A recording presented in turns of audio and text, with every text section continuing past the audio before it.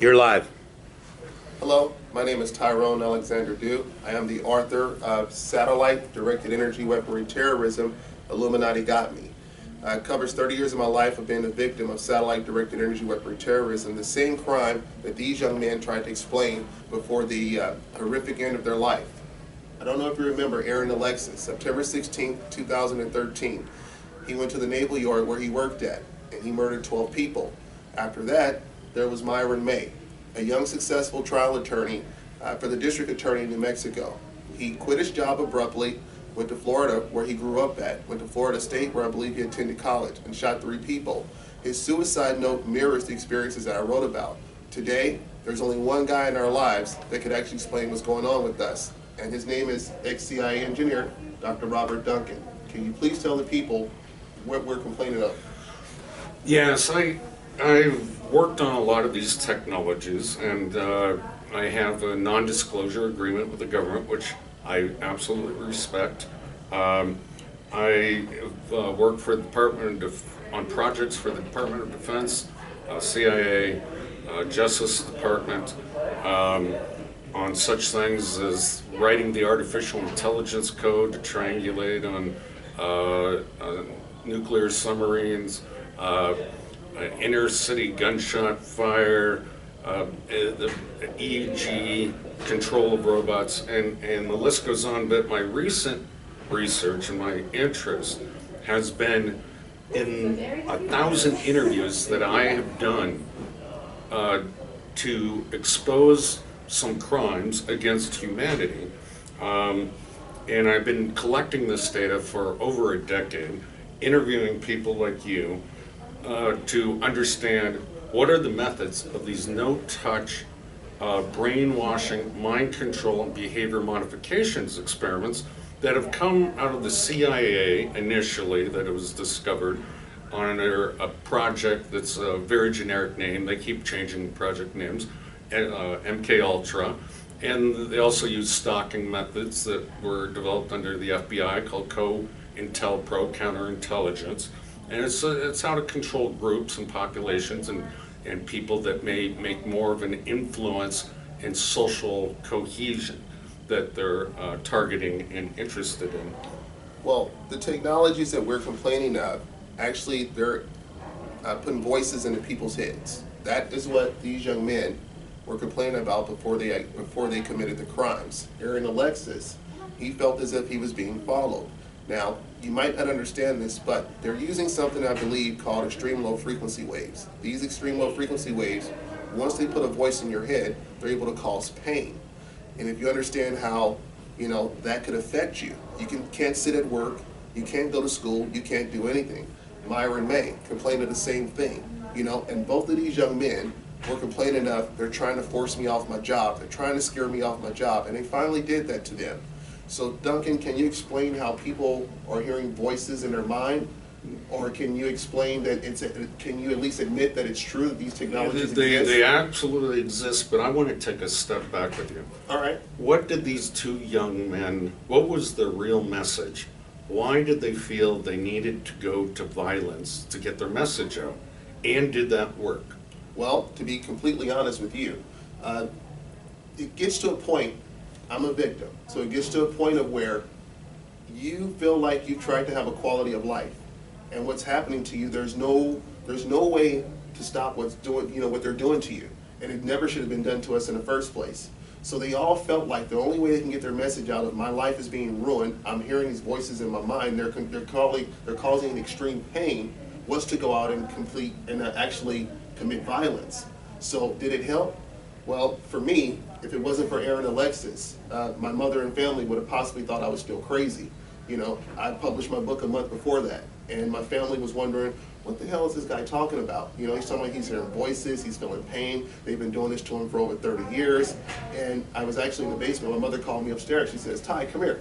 I ran upstairs and, a little upset because now I went from a guy who's made about $2 million before I was 30, and it was taken from me by the person speaking to me, causing pain, and telling me if you want us to make the pain stop, this is what you have to go do. So they would force me to go to strip clubs, force me to go to, spending my money very irresponsibly.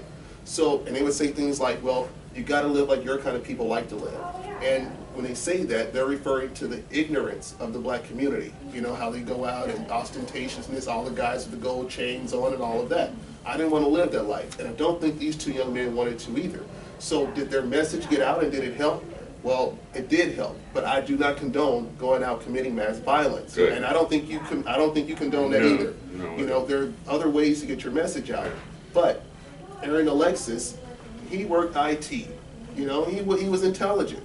Myron May, successful trial attorney. I mean, we work our entire lives. Most of us come from the projects, you know, or we come from some poor neighborhood, and now we are a project, and there's no relief from it, you know. Aaron Alexis, he was told to go take all these different kind of pills, I believe, trazodone, whatever it was, and Myron May also. And these pills did not help these young men.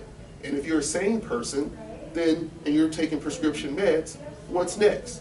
You know, and it's not helping. The way that we know that we're targeted individuals is that the person speaking to us makes sure that we understand they're in complete control. That's right. You know? That's called neuro-linguistic programming, and it's an entire field in the Army, and we use it in propaganda. But using this, what's often called voice-to-skull technology, literally piping subliminal messages and overt messages to the target that no one else can hear, you can alter behavior. Well, that's why commercials work. I mean, you're altering behavior based on the programming of television and radio, and you can do that with human beings. And so they were programmed. There's no doubt in my mind that they were true, what are called targeted individuals. And all that means is they were brought into these secret government programs that I mentioned earlier, and they're being experimented with. Now, maybe there is an end goal here, and we can only hypothesize about that, that more terror and more violence there is in our society, perhaps then they can get the population to take away gun rights. We don't know what their true end goal is here, but we can only speculate. Yeah, and you're absolutely right. With the, that's, you know, I was putting out a lot of tweets with after the Aaron Alexis. I said, you know, the government has turned this into a debate about gun violence and mental illness, when the true debate should be about cybersecurity. You know, because all of these technologies are done remotely. Am I correct? This is all can this all be done remotely? This is all done remotely now. They used to have to put you in a laboratory. Then they would run the electroshock, give you drugs, use hypnosis, and then they could create split personalities and create Manchurian candidates. Now it can all be done remotely in the privacy of your own home. In fact, they prefer isolation. Sheesh. So you mean like when a lot of this can be did while we're sleeping, a lot of this programming, you know, for those hours of sleep, those hours of just being at home, and, you know, these young men, you don't have to have a chip implanted in you? You do not. You do not have to have a chip implanted in you, but and they used to do that. You know, there's Dr. Delgado, and he used to put chips in human brains, and they had wires and radio controls in their heads, and you can alter emotional states of his subjects. And but the technology has advanced much further than that. There are theories that that a sensitizer needs to be put into the individual, make them more electromagnetically sensitive under certain frequencies in order to modulate the brain, to pipe in the new information. And that gets to your other question, well, how do you transmit speech into a human being? And I can talk freely about three techniques. There's bone conductance. And that's, people might experience this by biting down on a spoon and flicking it. They can hear it in their head, this loud, the vibrations. It goes into the inner ear. There's one called EG heterodyning, and I'm going to skip that one. There's one called ultrasonic heterodyning, and that is using ultrasonic sound waves and interfering them in a modulated low frequency state that the human brain can understand, and that's very directional and targeted. They often call it the audio spotlight, as another name for it. There's the microwave hearing effect, or radar hearing effect, that was discovered by a couple radar engineers. If they stood in front of the radar dish, they could hear a buzzing, a tinnitus. And quite interestingly, is a lot of TIs hear that tinnitus. And that, arguably uses what's called a heating effect, and it expands the brain ever so slightly, vibrates it, which goes to the inner ear. The EEG cloning and heterodyning is much more complicated, so let's wait on describing. Yeah, I understand that. Please don't complicate or the audience. Don't confuse them. What I really want to know about is the ability to control emotions. So it's very interesting. We think we're so unique as human beings, but we have an emotional signal cluster. Now, in universities, you can see this research being done, and you can imagine, the military and other agencies have probably about a 30 to 50 year advantage than what the public will know about. And you can research this, that certain parts of the brain light up under certain emotional states, and you can also inject those same signals into other human beings. So let me give you an example from the 1970s. An Army colonel, intelligence officer, stated that the Russians were broadcasting a psychotronic signal in the microwave frequency to the US. And so we started doing the same to them. And the final conclusion is they were trying to placate, to relax our population so we don't go to war. They thought we were the aggressors, and that's a quote from him. And so you can do it over a population. We know that. It's like putting Prozac in the water supply to calm the population, and so they don't protest, they don't care. But you can also do it to individuals, and very specifically. You can clone emotions onto them outside of the lab, and it's part of this remote technology. Really? Yeah. That's something I experienced myself, and it really got to the point of where I wasn't sure if it was, I knew it wasn't me, because they were cloning the anger, the sadness, the happiness, and everything, and I was going, these are my emotions, I'm perfectly fine before I'm inflicted with these vibrations that I feel. And so, Good. Sorry. So when they're cloning your emotion, you really have to be careful to figure out, is it your emotions that you're feeling, or is it something that's being inflicted on you? One way to tell that you're possibly going to feel vibrations going through your body, which amps up, your natural emotions, or, whatever it is that they're doing to you. Well, human beings naturally, we're driven by our emotions, so it's the perfect lever in controlling a human being. And so they very much study how injecting different emotions in different situations will alter the behavior of the human being. And they've done this with monkeys. They've done it in a lot of different research that your audience can look up on the internet. That's interesting. Well, you heard it from a guy who knows that it can be did. Now, these young men here, they complain about something that most people will never understand, and I'll try to explain it in my book before their events ever happen. It's called gang stalking. And from my experience, it's when other people, other humans, are hearing the same person speaking to us through using this microwave technology or whatever, or satellite, whatever it is they're using. And they're told to follow us around and, harass us as if we're doing something wrong. And these people believe that they are, doing something, for the government. They believe that we're terrorists or anything like that, and their job is to follow us around, to harm us. Some of them are even told to murder us. I mean, you might not believe this, but it's true. Aaron Alexis, he complained of being in the airport. He swore, he could have swore up and down that these people were following him, and it's very well possible that they were. Now, he could also have been tricked, because they have something called voice cloning technology, where they can clone a person's voice and play it back to you in your mind using the extreme low frequency wave technology. Myron May complained of the same thing. He complained of having, several police interactions and people following him. Now, I've had issues where in my life that I've known for sure that they've used the police against me, but I can't prove it, Now, their message was lost in the media. Now, we all know the media has a problem with covering the truth, but there is a huge problem with what we're talking about. This is not, everyone has lack of knowledge with this. I mean, here's a guy who's actually worked with these technologies. He didn't create them, he didn't develop them, he just helped with the research he helped with the research and development of it, I guess. Am I correct? Yeah, research and development in different areas. This is the greatest weapon system, weapon of mass control over every population on Earth.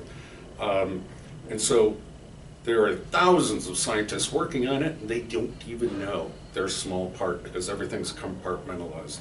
So that's how secretive they keep you guys with NDAs and everything. Hey, you work on this, you work on that. You don't talk to anyone else. There's only a need to know clearance, and but somebody is putting this together and using it on the population. You're right. You're absolutely right. I mean, scientists are like children. We just like developing stuff. We like playing with it. We don't know what it's going to be used for. Yeah. And you're probably scared to ask. Yeah. You're probably told not to ask. Yeah, you're told not to ask. That's right. Well, it's interesting to me that you and I can sit here and have this conversation, and people will still say, I don't believe it. That's kind of like those are the same idiots who will go to a Lamborghini manufacturer and say your cars don't go 200 miles an hour. So you're going to tell a guy who's actually dealt with this technology, or a guy who's created the car. But you have to admit, it is really unbelievable. Yeah. But look, Duncan, this is stepping on the toes of God. You're not lying, but listen though, these guys, their lives or the car accident at 200 miles an hour with this technology. My life. They decided, in order to break this news story, they're willing to sacrifice their lives and other people's lives and call them collateral damage, which I do not agree with. But their methods, I don't think, worked because our media is so controlled. The powers that be, the four major news channels, the mass media, will not cover this at all. I mean, they're controlled by governments. Yeah, I mean, their whole thing was mental illness, and gun control. There's just a way to discredit something that people don't understand. They don't talk about the true motives behind it. They just say, mental illness, too complex for you to know. There are other discrediting words. You can call someone dumb. Don't listen to them. But they're just discrediting words. Yeah. Listen to the information. Actually get the story and do your research, and then you'll find that there is a whole lot of truth that people didn't understand. You've been doing research and targeted individuals after you figured out that, hey, this shit isn't right. Yeah. And it's totally immoral. What's the oldest or the first targeted individual that you can research going back to? Well, you're one of the oldest. I found some scripts probably from 1962. 62. But they can't be verified. I do know in 1976 there were a large number of TIs that came forward. And it seems that every time the military gets a bigger budget, the Department of Defense and the black budgets with the intelligence agencies, the number of TIs that come forward increases. So they're grabbing more projects, improving this weapon system, and the majority, I think, is efficacy testing, improving the weapon system. Now, in your experiences, when they began doing this testing on subjects in the advanced population, who were the people that they, first began to target? Well, originally, and there's a long history of CIA and Army and you name it, they would target the black community, those impoverished, those that had no voice in the community, those that can't speak up for themselves. Right, sort of like the Tuskegee experiment, when they actually took all the black people and made them believe that, you're getting free health care, but they pumped syphilis into them. They actually pumped syphilis into them, and many of them died. And presidents later apologize. I can't believe we did that. Well, we're doing the same thing now, but even worse, torture experiments, euthanized as behavioral modification. Yeah, it's literally stealing someone's soul and future and liberty and happiness, everything. It's interesting you bring up the soul. I believe you wrote a book called Project Soul Catcher. Right here? Oh, yeah, that's it. People wonder, am I religious? What's your background? Well, in my experience is, if you understand anything about the human body, it's pretty much frequency waves firing off from the brain whenever you tell your arm to move, whenever you close your eyes or anything. And it seems to me that this technology has found a way to completely mimic every possible brain wave that the human being can fire off. And if that's the soul, then we pretty much are soulless walking around. I don't know if that's true. I mean, I don't. Is that? It's a matter of definition. And I've never read your book, by the way. I might read it after this. But for many years, I felt isolated. I didn't knew nothing about you. I didn't even know that you were out here trying to, raise awareness about this. And it wasn't until 2013, I believe. Yeah, it was 2013 that I first heard about you, and that was with the Jesse Ventura conspiracy theory show. That guy tried to make it seem like you were. He made me seem like the bad guy. I was behind all of this. I think people could see through that. I worked on portions of the technology, but I am not the mastermind, as he called me, of this great evil. All right. So now, a lot of these targeted individuals, including myself, we complain of pain.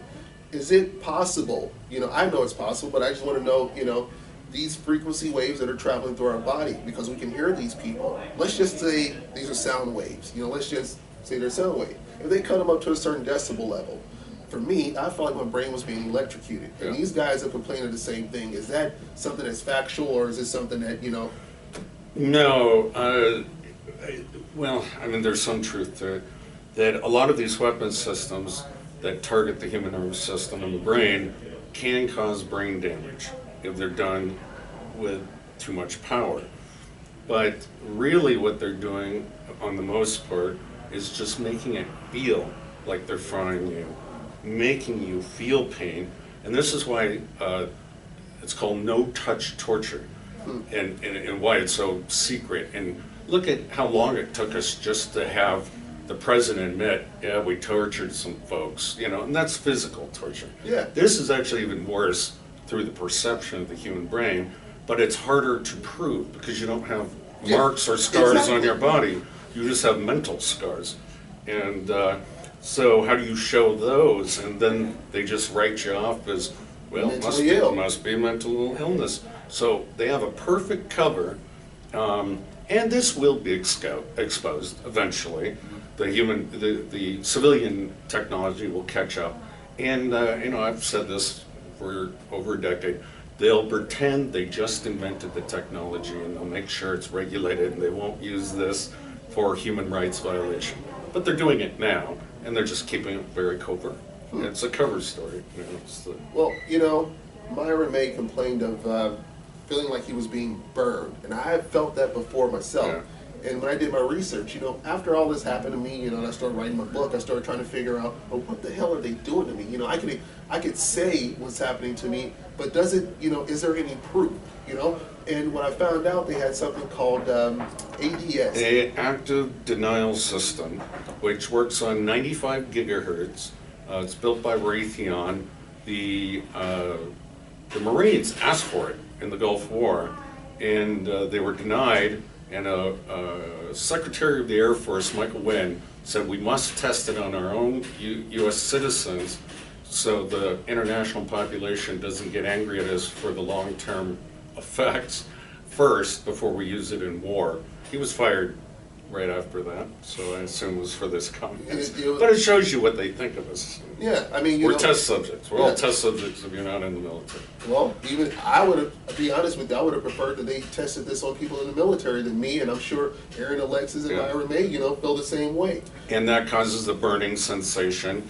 It generally won't cause any permanent damage. It only gets absorbed into the very first layer of the tissue and stimulates the receptors that feel a fire, that feel heat. And so, and it works from a kilometer of a mile, a kilometer and a half away. A kilometer and a half? Yeah, it's out of most people's shooting range. Yeah, you I'm the can't best even, sniper. You can't defend yourself. No. And there's no way to get away from this. I mean, Yeah. we are people who are complaining about things that are happening to us in our own home, while we're at work, while we're out in public, and people who don't believe us because they can't see it. You know, this is all remote technology that we can't get away from, and none of you are safe from it either. For some reason, you guys just aren't being tortured. I'm wondering, what is it going to take for the American people, you know, to finally say, you know what, maybe these guys aren't mentally ill. Maybe this stuff actually exists. I mean, if you look at my book, I actually researched all the patents, you know, and that was something that surprised me. Because I'll tell you what happened. My ex-girlfriend, you know, I came home one day and told her, you know, after $2 million was taken from me and I went through so much going to jail, and, you know, I told her, I said, man, these people they really messed up my life. And she's going, what people? And I said, you know, it's these Nazis, you know, talking to me using satellite. And she said, have you ever looked this up? I said, this, you know, none of this would be on the internet, you know, because for several years I thought that I was, you know, I lived isolated because I never wanted to say anything to anyone because there's no proof. Do you know when she looked it up, Duncan, there was all kinds of stories, and not only stories, but there's actually patents for these technologies that date back to the 50s and 60s. So it's kind of like, who are they using these technologies on? You admitted that citizens in your Jesse Ventura, you say that American citizens are being tortured. Who are the citizens that are being tortured? It quite possibly is the people who are complaining. So what would it take for you guys to listen to someone who developed it, Well, helped develop it? this brings us to, I think, your concluding point, which is, what do you want Americans to do? Why are we having this interview? Myron May, I just listened to his radio show, his interview before he went on his killing spree, and he said, I want a congressional investigation. I want American media to cover this and look into it. What is your purpose? Well, my whole purpose is just to get the word out that this is happening. So, to alleviate other people's suffering, so Yes. they don't get Well, confused exactly. what's happening. I don't want, my whole thing was this, I don't want their families to believe that they were mentally ill. Aaron Alexis' sister is writing a book, and she's fallen into the whole media, he was mentally ill. Your brother was not mentally ill. Myron May, his family thought he was mentally ill. His cousin, I sent him a couple of books and a few bracelets. You know, I designed a satellite electronic harassment awareness bracelet, which is something when I was going through my depression of suicide, it actually got me out of it to really be able to start putting this, you know, putting the word out. If I'm dead, I can't say anything. So for me, it's more so about listen to us. Understand we are not mentally ill. These guys here, successful, very successful. They were more successful than, you know, a lot of people, you know, who didn't go to school, who didn't put forth the effort. No, that's you right. know? I know Myron's story better than I know Alexis' story, and Myron follows these scripts. So the CIA have these torture scripts. They have to walk you down a certain path, and I don't want to get too complex, but it's called hyper game theory. And his script is exactly what I have interviewed 1,000 people for. His is the main one that they use on most people. So I have no regret calling Myron May a true targeted individual put in these government programs. You know, it's interesting, Myron May and Aaron Alexis, they didn't really get to the point of where I was with this particular technology. There's something, Duncan, maybe you could explain this. I have these days where I forget things. You know, it's not that I forget, my memory's being wiped, I believe. Is that possible? Well, yeah, and the military's been working on memory erasing drugs for quite some time, and the CIA, the MK Ultra experiments that were exposed, they wanted to create a programmed assassin that could commit a crime, forget it, and pass a polygraph in case they were ever asked about it. So I'm sure they're just doing memory experiments with you. The memory experiment is that possible to be remotely inflicted as well without drugs? Yeah, absolutely. Under the right circumstances. Right. Now, we're not talking every moment of every No, second. no, But under the right It's circumstances. just certain moments of my day, Yeah. you know, I completely forget. You know, it's like I have no recollection of what happened. Also, there's something called forced speech, man. And it's possibly going to, you know, be the reason why I won't be around anymore. But I have these days of where I can be sitting talking to you, and I feel a few vibrations, and I feel like something, you know, go through me. The next thing you know, I'm saying words that I would never say. I mean, we can have a whole conversation, and it's not even me talking. Well, you know? yeah, and that, you know, you're getting into a very complex topic, but initially that capability was used to screw up the speech of potential politicians. And so they're testing it, they're improving it, but let me ask you, doesn't it feel like Tourette's almost? Yeah. Something that you're saying things that you would never come out of your mouth, and they don't have to be, you know, swear words per se. No. And this is, again, like I said, very complex. Your audio cortex has been mapped, and there are also always piping in subliminal messages into your brain. I mean, you're on the list, you're on the network, the mind network, and so some of that will come out through your own motor cortex, the actions of verbiage. It's a weird sensation. I know it's going to be difficult for you to describe, but it's quite common amongst TIs in a certain portion of the program. The programs can last from 3 months to years, like in your case, many years. Yeah. So you just haven't been taken out of the program yet. They're still experimenting. But this is something that, you know, the whole forced speech, I can't find a patent on it. I don't know, you know, I've never really heard of it. There will not be a patent on this. There won't be a patent on this. But I mean, it's one of those things where I have to deal with the repercussions of what I'm being forced to say. And I'm trying to explain to people that, look, this isn't me saying this, you know, and even after I'm forced to say it, I try to apologize. I know, but it's your body. Yeah, so, you know, you're right. Your body gets the repercussions, whatever those are. That doesn't, you know, with any of you, I ask you this, what is worse? The fact that I'm saying what I'm saying, or the fact that I'm being forced to say it? You know, I don't think anyone would agree that, oh, but what he said is horrible. I think the more important thing is, why is he saying this? You know, what's forcing him to say these kind of things? I mean, I could be forced to say some of the meanest things. Well, there are things called chatterbots that I worked on that can be integrated into this weapon system that constantly cause the mind to talk to this, you know, person or perceived person. It's actually it's a computer, and it will keep the mind spinning. But that bot, when in the right conditions, can cause you to speak some of its language. And these are not programmed nicely. These are demons. I mean, they're very bad, you know, vocabulary that's going to be cloned into your head and into your mouth. So you and I having a conversation, this has happened to me before. It gets to the point of where I'm repeating what I'm hearing. Yeah. You know, and exactly. like, and it's almost like I'm talking. You know, it's like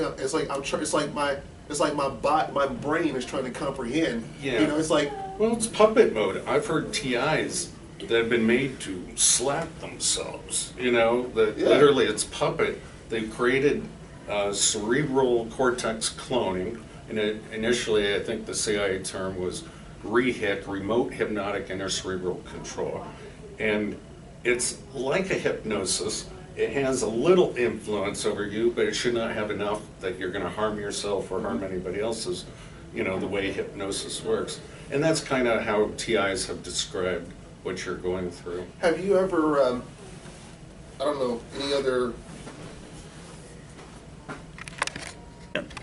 So Duncan, a lot of TIs are complaining of being threatened with promises of freedom. Myron May, he was threatened with, if you know, go out, he actually put a Facebook post up, you know, if he committed murder, that he would get his freedom. In my life, you know, I've been threatened with, if you don't do something that we're telling you to do, then we're going to murder your grandmother. And actually, she wasn't murdered. But what I didn't do, within minutes, when I ran upstairs, she has a pacemaker, and she began slumped over in a wheelchair, and we ended up having to use a life alert to send her to the hospital. So that took away all the idle threats. So I became completely, pretty much like whoever the hell was talking to me, I'm like their slave, It's like you're threatening my family, you're showing me that you can do it. And that was outlawed by U.S. protocol, even in the torture documents that were released under Obama. Threats of killing someone's family is not allowed, but they do it anyway. And it's a common tactic in torture and for behavior manipulation and interrogation. You don't tell us what we want to know, we're going to kill you and your family and do this to them. And so almost all TIs, and that's also why I know Iron May was a real TI, they get that script. Mm-hmm. Kill your father and we'll let you go, or go on a killing spree or whatever. Yeah. They say that, and no human's brain is going to come up with that naturally. It's a joke. And this is just classic torture. So what he complained of, and what I wrote about and complained about, it's something that's just in the script of once you become a CIA or FBI, this is how you're trained to manipulate the individual. Yeah. These are scripts, and that's how they're trained. They go through them. I've listed quite a few of them in my book, Project Soulcatcher, but I'm coming out with what's called a no-touch torture document that parallels all these tortures that TIs go through, exactly follows the torture methods that have already been disclosed in the Senate Intelligence Committee summary of CIA torture methods. Now, with your knowledge of all of these different technologies, microwave technologies, are they capable of causing heart attacks that you know of? Yes, they are, and this was actually written about in the 1970s, supposedly by Russians that were ahead of us in this technology, but that's just how they get their budgets. We're ahead of them. That there is a way to cause such stress to the cardiovascular system, a runaway spooking, if you will, using these terror tactics, and that's what it is, it's domestic terrorism, to stress the heart enough that it can collapse if there's a movement, or to cause a stroke. So they call it a remote heart attack. A remote heart attack. Yeah. Using remote technology. I mean, that's, I'm laughing now, but it's a very scary reality for those of us who are targeted individuals. Also, I've had times, and maybe you can explain this, I don't know if you can or not, but I have images that are, in my book I wrote about how when I was a kid, they would tell me, they would show me images, and they would say, well, they'll show it to me on television, what we just showed you, and I would literally go flip through the channels and find the cartoon that they had just, the person speaking to me had just put in my head. I mean, is that possible that they can turn my brain into a television? Only if they're watching it at the same time. Usually what they do is they pipe in very scary mental images. So in physical torture, they'll use barking, growling dogs or insects, putting them on the person, things like that. With the no-touch torture, they usually use more mythological creatures like demons and such, and pipe those into the person's head. And they're being visually cloned to some extent. So under usually darker lighting, the person's what's called the visual workspace in the human mind will see this image and have some sort of reaction to it. So they're usually scary images. And they can do the same thing, while you're asleep with dreams. Pretty much create your whole dream. Dream manipulation. Again, people won't believe this technology is actually here. And there's so many awesome uses for this technology for good. I mean, imagine your partner, your life partner, you can share a dream with them and you're both in it. I mean, it's just awesome. But right now it's just being used for evil, and it's part of the manipulations. American Indians always thought their dreams were from God, and so it's a way to manipulate a person and reprogram them even in their most vulnerable state, which is sleep. And these weapons, they're calling them the voice of God. These are God weapons of God, pretty much. Well, Because they can mimic all what humans believe God can do. Exactly. And so 95% of the world is God-fearing, and so they call them voice of God weapons because you can say, lay down your weapons, this is Allah speaking to you. And people, you know... They've actually did that, didn't they? And there's a storm, I believe I read somewhere. I can't confirm or deny that. That's maybe the NDA, folks. I don't know, but I respect it either way. But the earlier, we were talking about how they make you feel emotions. If you research, they did it to Wall Street protesters. So if you guys do any research to figure out, has this technology been used against American people, other than just myself talking about it, the Aaron Alexis or the Myron May, you can quite possibly find out that yes, this exists. How many people would you think are targeted individuals? I get asked that question a lot, and all I can do is a minimum 10,000 worldwide, 2,000 in the United States. And you have to imagine, they can only collect so much data doing this, and the Pentagon had a paper that we can falsely imprison and abuse 1.6% of any population without a successful revolution. So it may be as high as 1.6% of any population. So there's a huge margin of error. The only people that come forward are those who know how to use the internet, make phone calls, and so I know I'm underestimating, but right now 10,000 is that's worldwide. Worldwide, 2,000 yes. Barry Trower. If you guys do any research about this, you might find Barry Trower. He's a British Naval Intelligence agent over in London. He actually admitted that citizens would be brought into this particular program. They would be made to seem like they were mentally ill, and then they would hire a psychiatrist that was unknowing to the experiment.